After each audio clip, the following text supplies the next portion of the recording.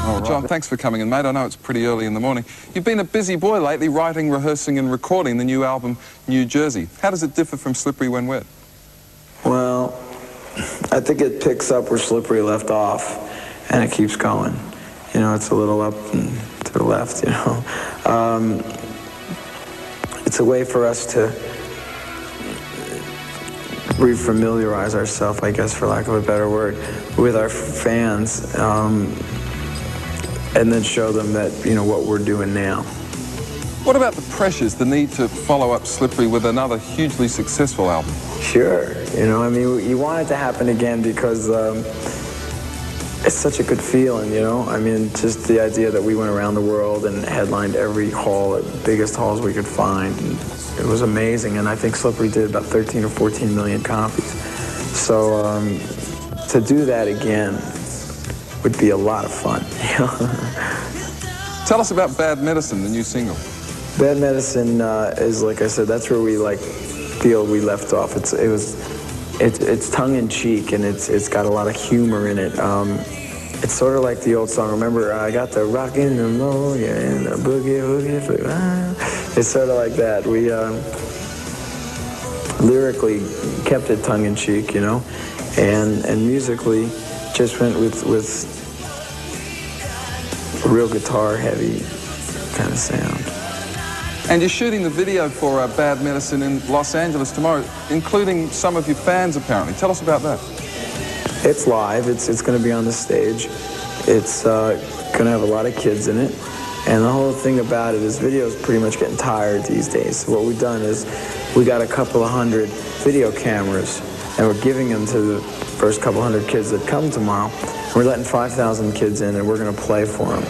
And then we're giving these cameras out, and the kids are going to be able to film what they see, the way they see it. And that's going to be the video shot by the kids.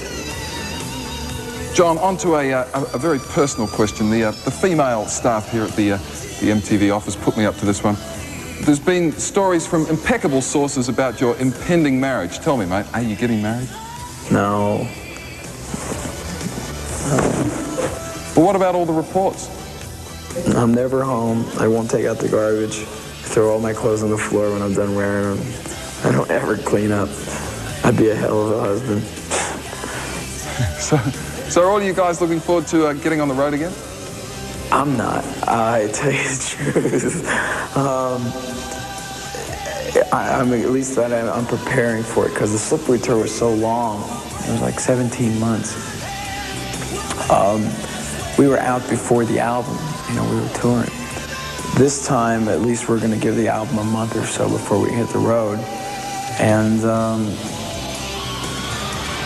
slowly but surely, I'm falling back into the groove. You know, I'm expected in my mind to get back to work. I remember when I caught up with you guys in Melbourne on the Slippery tour, you really caused a few problems for the hotel security. Mayhem. Kids outside my hotel room in Melbourne, all the day, all night. And at the same time, a Bowie concert was going to go on sale. So they started lining up on Friday for Monday morning. And by Monday, all the Bowie fans were on this side of the street, and all the Bon Jovi fans were over here. And we would just look out the window, and it would be like, ah, ah. Then we started doing, we started goofing with the kids, and it was great because they were out there singing Beatles songs, and you know, I mean, all night long. I couldn't go to sleep. I remember putting tissue in my ears because I just couldn't sleep anywhere. The time change really screwed me up. And then the kids would go all night long, you know, and it was really, really a thrill. I didn't think that happened anywhere in the world anymore. It was really great. Kids were great. I bought a wig and a hat, and it was really cool, and a mustache. So how would you like your next Australian tour to be? Like that one. That's all I could ever ask for. That one was great. Kids were great. Audience response was really good. I had a great time in Australia. Brisbane was wonderful. Then we went up to the North Shore, the beach. I just lay there for a couple of days. Didn't move. Had a cold drink in his hand. Suntan lotion in his hand.